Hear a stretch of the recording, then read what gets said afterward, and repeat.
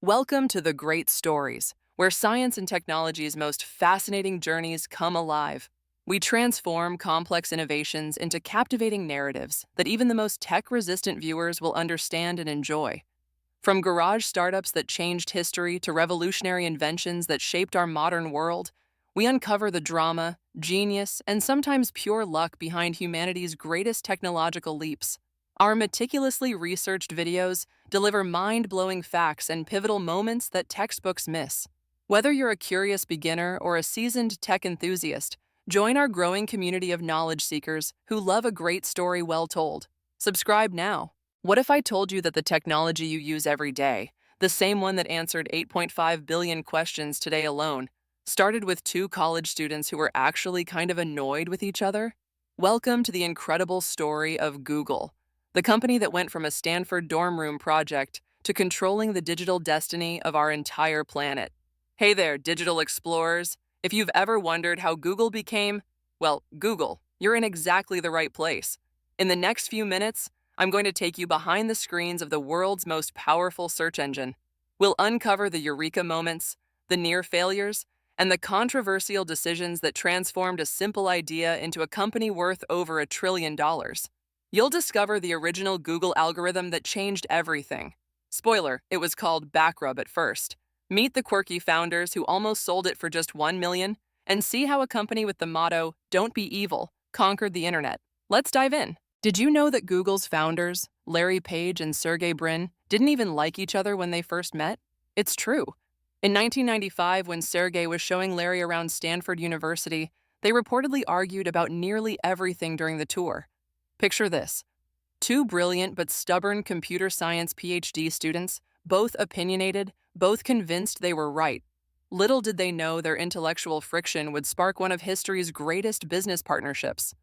Their dorm rooms looked like what you'd imagine: computers everywhere, pizza boxes stacked high, and whiteboards covered in complex mathematical formulas that would make most people's heads spin. These weren't just any formulas, though. They were the building blocks for organizing the entire internet. What was so frustrating about the internet in 1996? Imagine trying to find information online, but every search engine just counted how many times your keyword appeared on a page. The results were a mess. Spammers could just write coffee 500 times on their website to rank first for coffee searches. Larry had a different idea. What if websites were ranked like academic papers? In academia, papers that get cited more frequently are usually more important. What if web pages that got more links from other pages were ranked higher? This aha moment happened at 2 a.m. after Larry had been staring at his computer for 16 straight hours. Caffeine fueled and bleary eyed, he coded the first version of the algorithm that would eventually change how humanity accesses information.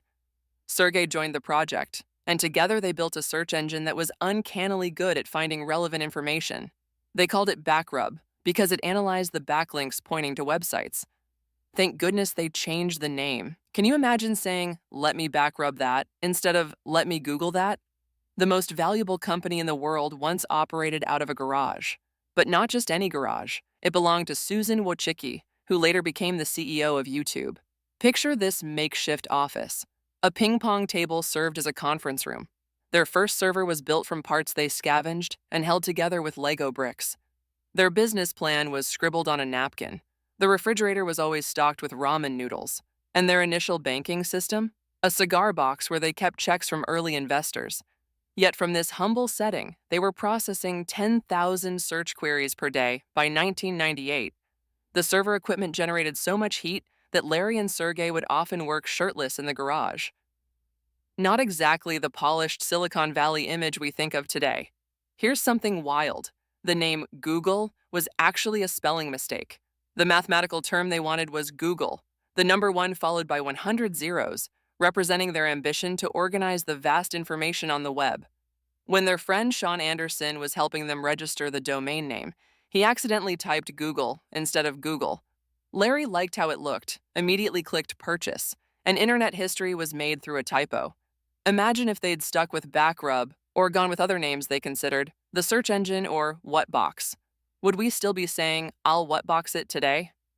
In 1999, Larry and Sergey tried to sell Google for just 1 million to Excite, one of the leading internet companies at the time. Excite's CEO, George Bell, turned them down. He even rejected a lowered price of $750,000. Visualize this negotiation. Two scruffy grad students in a corporate boardroom pitching their algorithm to executives in suits who just couldn't grasp what they were seeing. The Excite executives worried that Google was too effective.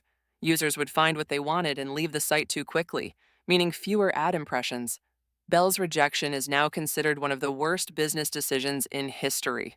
Today, Google's parent company Alphabet is worth over $1.5 trillion.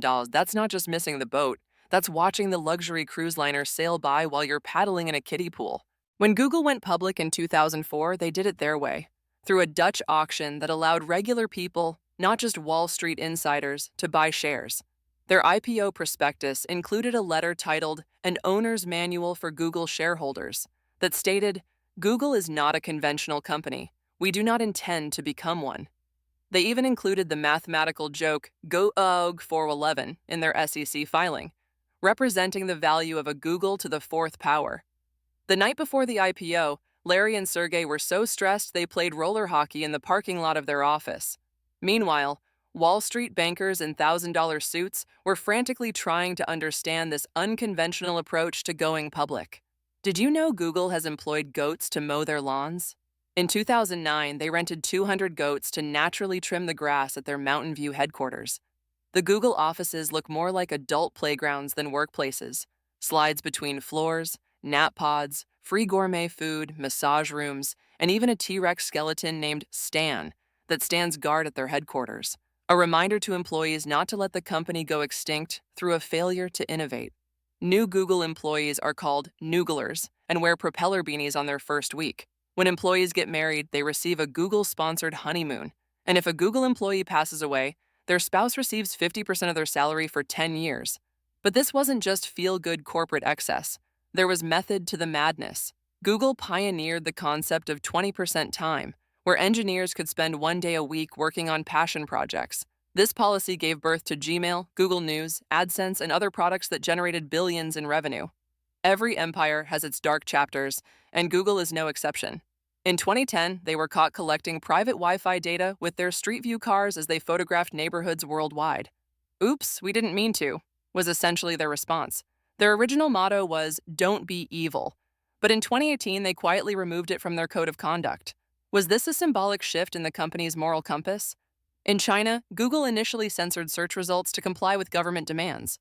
Picture engineers who believed in free information access being forced to build tools that hid information about democracy and human rights. The ethical tension became so great that Google eventually pulled out of mainland China in 2010. In 2015, Google pulled off one of the most complex corporate restructurings ever, creating a parent company called Alphabet to house Google and its other ambitious projects. Why?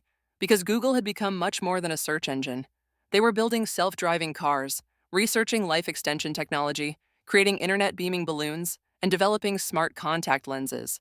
The name Alphabet was chosen because alpha means investment return above benchmark, and bet represents the company's big bets on innovation. But here's the clever part. The web address they chose was abc.xyz, not alphabet.com, because they literally represent the alphabet from A to Z. Today, Google processes over 99,000 search queries every single second. Their 7 products, Search, YouTube, Maps, Chrome, Android, Gmail, and Google Drive, each have over 1 billion users. The company that started in a garage now has over 140,000 employees in 70 offices across more than 50 countries.